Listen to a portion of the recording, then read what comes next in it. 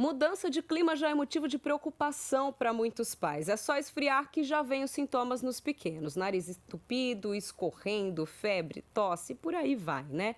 Então, neste episódio, nós vamos explicar quais são os principais vírus que circulam no inverno, como identificá-los e principalmente como agir em casos mais graves.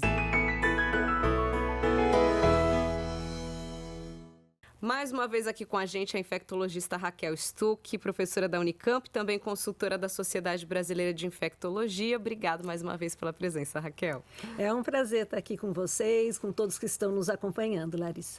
Raquel, essa época é de hospitais cheios, né? Pais desesperados, as escolas ficam até relativamente vazias porque as crianças praticamente não vão para aula porque estão sempre com algum sintoma, né? Ou é uma febre, ou é a congestão nasal, sintomas respiratórios, né? São muito comuns. A gente pode começar citando, né? Se tem algum vírus específico que está chamando a atenção neste inverno, neste ano. Neste inverno, e até se a gente quiser pegar as últimas 2 semanas, que nós já temos dados oficiais das últimas 2 semanas, nós temos o vírus sincicial respiratório, né, que é o principal deles. Lembrando que ele não é só de criança, ele também é de adulto, principalmente idoso, e o vírus influenza A, que é um vírus até que faz parte da vacina de gripe que a gente vai comentar. Mas esses são os que estão circulando mais neste momento. Então, a gripe ela é sempre uma grande preocupação, mas as pessoas costumam subestimar, né, o risco da gripe. Justamente, você já até adiantou, a questão da vacinação está super baixa para o grupo público-alvo. Aí está na faixa de 42%, se eu não me engano. Se a gente pegar especificamente as crianças, mais baixo ainda, 33%, 35%. E é um vírus que pode trazer complicações graves, né? Pode trazer complicações graves e tem trazido, né? Eu acho que muito da baixa adesão à vacinação talvez seja percepção das pessoas, uma percepção errada de que não esfriou muito, então o vírus não está circulando, né? Mas quando está frio mesmo.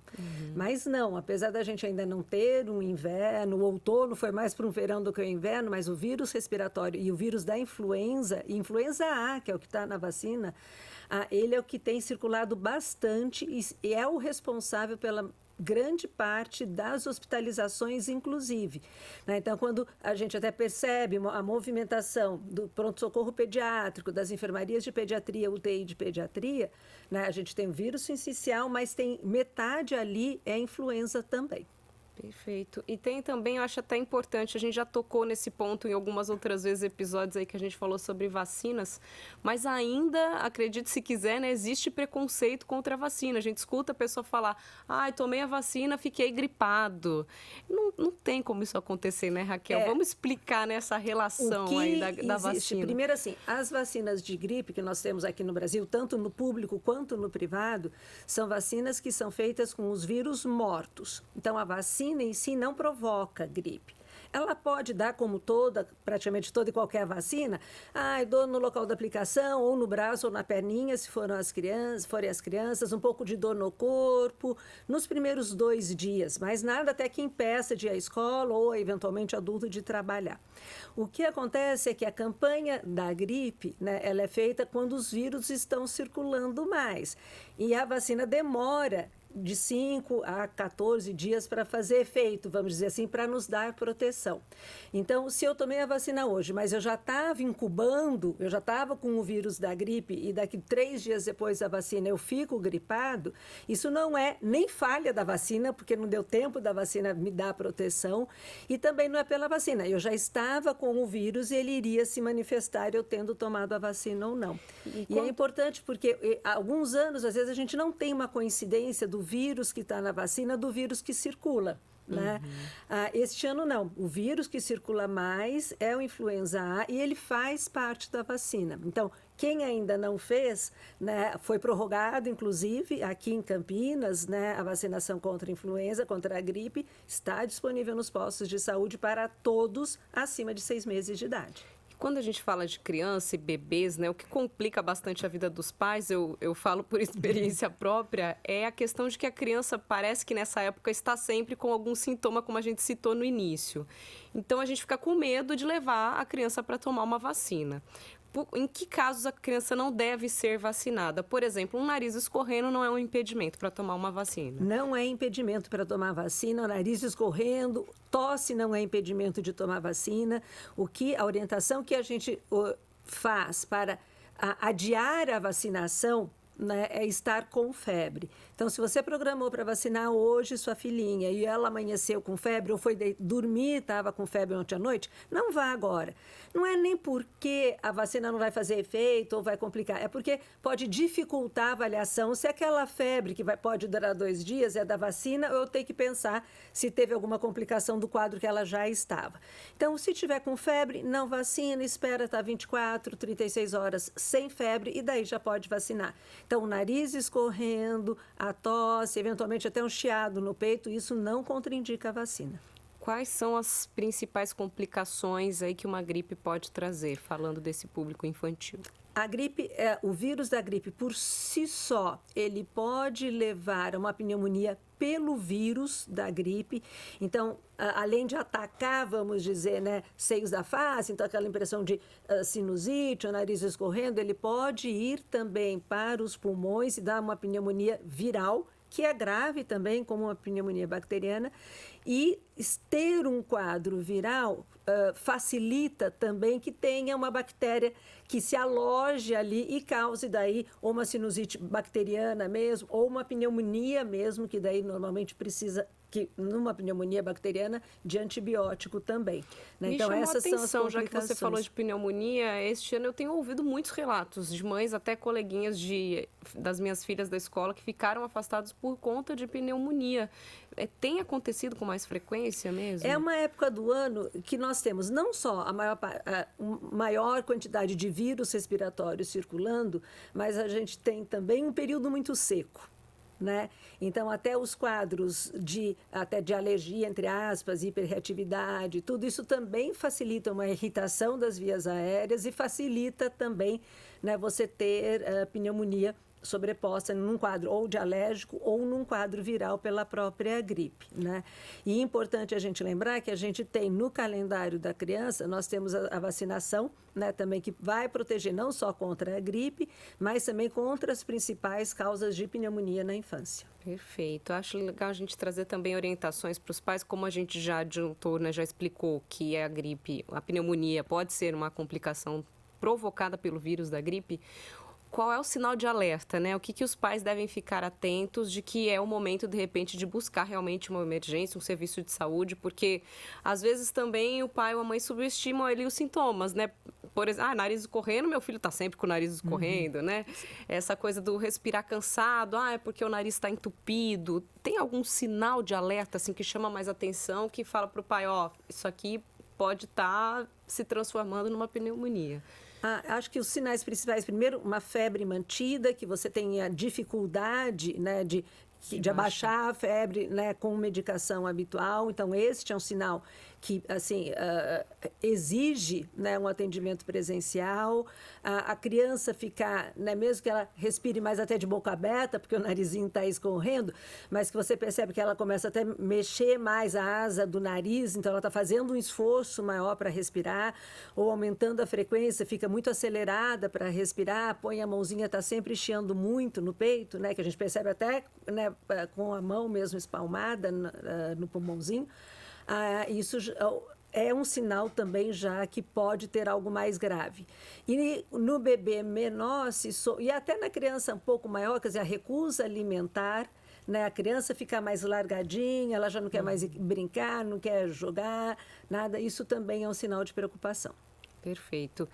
Gripe e resfriado, sempre tem essa polêmica, né? Muitas pessoas não sabem diferenciar, não sabem que são coisas diferentes, né? Qual é a diferença entre os dois e como a gente identificar? E dá para identificar pelos sintomas ou não? A gente consegue identificar se é gripe ou resfriado pelos sintomas, a gente não consegue identificar pelos sintomas exatamente qual é o vírus envolvido, né? Mas o que se tem é que o resfriado é um quadro muito mais leve, né, do que a gripe. Gripe realmente é aquele dia que você às vezes até acorda bem, a hora que chega no meio do dia você parece que apanhou assim, né? Você está com muita dor no corpo, febre alta, muito mal-estar. Então, febre alta, muita dor no corpo, normalmente com coriza, obstrução nasal, pode acompanhar de tosse, normalmente isso é gripe. Tá? O resfriado, você fica não se sentindo tão bem, mas você consegue levar suas atividades, né, sem comprometer muito. Então, é um quadro mais leve, a febre é mais baixa, a dor no corpo é menos intensa. Perfeito. Vírus sincial respiratório e bronquiolite, né? São dois que eu conheci só depois que eu virei mãe, né? Você começa a ouvir falar, né, muito sobre esses vírus.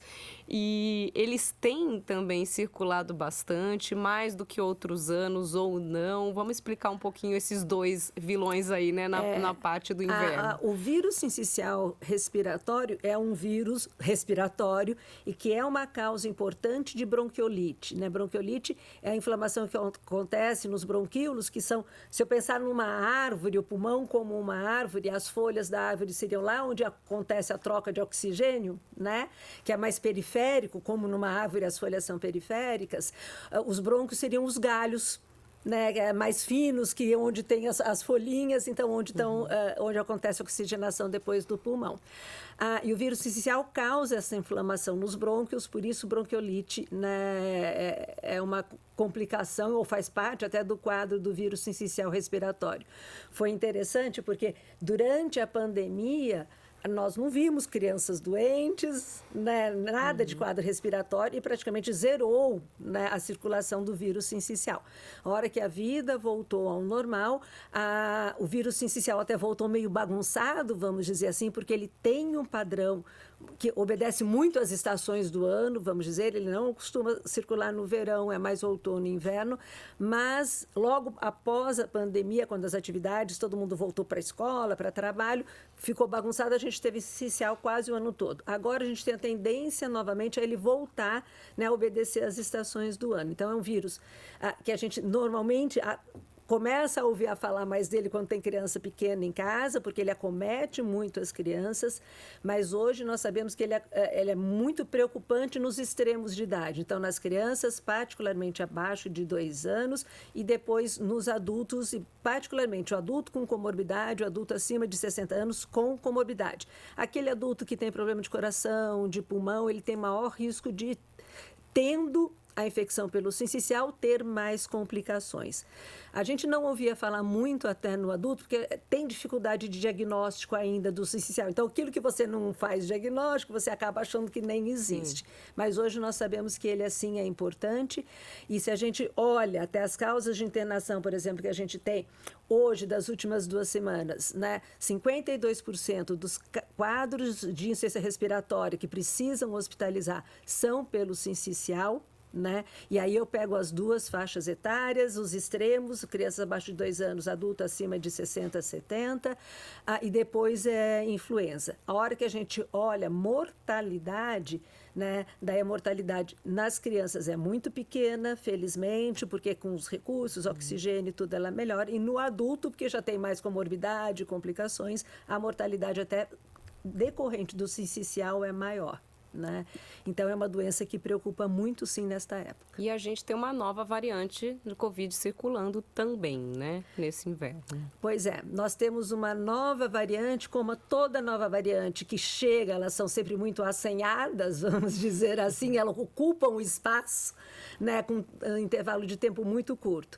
Então, a gente tinha a XBB, até a vacina que nós temos agora para a Covid. É uma vacina monovalente, por quê? Porque ela é feita só com a variante que estava circulando até recentemente, que é a XBB, que foi também a vacina que é, entretanto, assim, apesar de era da variante que acabou de circular, é a vacina mais atualizada que nós temos até o momento. Né?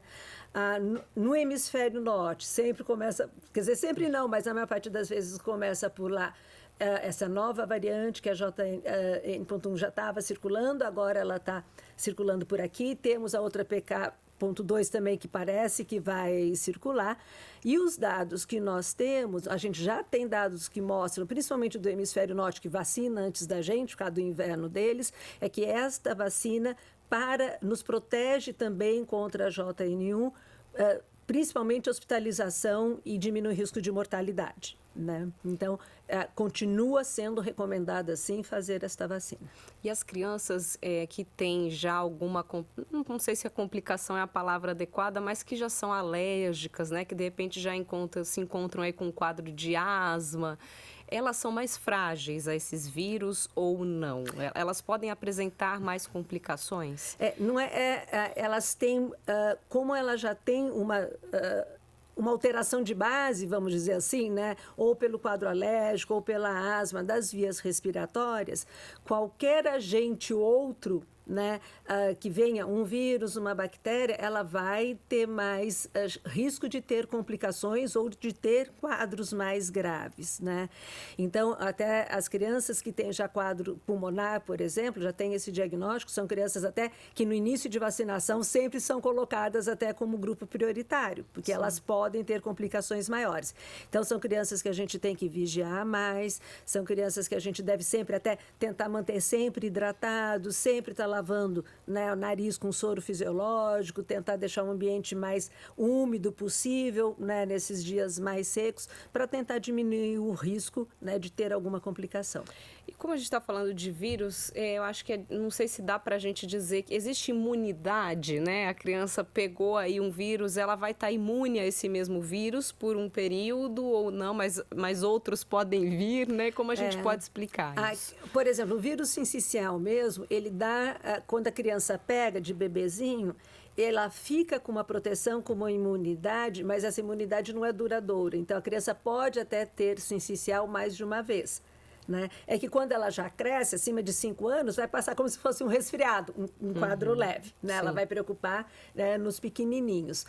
E os vírus respiratórios, eles têm a capacidade de sempre sofrerem muita mutação.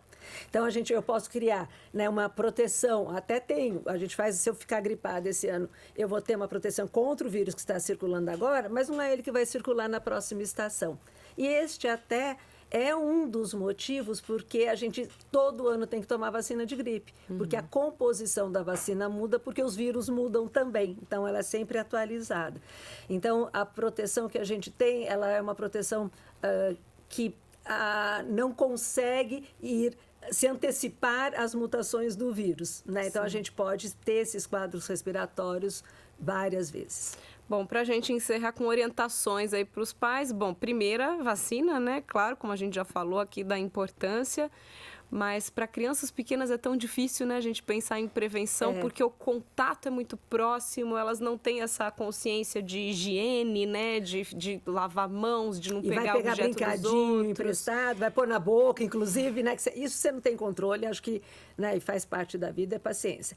Agora, acho que cabe muita orientação para os adultos ou as crianças mais velhas, daí, né, já o irmãozinho de 5 anos, 7 anos, quer dizer, se já está mais resfriadinho, tentar que não chegue tão próximo do irmão, do pequenininho, né, vai lavar a mão antes, não fica dando muito beijinho enquanto está com o nariz escorrendo, né, e os adultos que não são aqueles que estão no cuidado direto da criança, que também, se tiverem sintomas respiratórios, evitem, né, o contato daí com a criança, ou estejam de máscara, pelo menos, enquanto estiverem com sintomas respiratórios. E se eu tiver um adulto, e principalmente um idoso, que tem muito contato com essa criança, mesmo o bebê que está com sintoma respiratório, o importante é que principalmente o idoso, ele use máscara se ele mora junto, vamos supor, não tem como, né? Mas pelo menos que enquanto a criança estiver com sintoma respiratório, ele tenha um certo distanciamento do contato, né? Ou, se isso não for possível, que ele use máscara até para esse contato mais próximo daí. Perfeito. E não enviar para a escola, claro, né? Em caso de sintomas. Infelizmente, a gente sabe que os pais, por motivos de trabalho, sim, né? Às vezes não se tem for o que possível, fazer, né? Porque muitas vezes não é, quer dizer, a gente fica exigindo uma coisa claro, que, né? Claro. Porque ele também tem que sustentar, a gente sabe como é, né? Então, na medida do possível, se puder evitar a criança para a escola, ok, mas se não, né, na escola, mesmo em dias mais frios, e daí você fica, né? Tentar deixar o ambiente mais arejado possível, que o pai não fique bravo que a janela está aberta. Claro que tudo tem seu bom senso ali, né? Mas tentar deixar o mais arejado possível, né?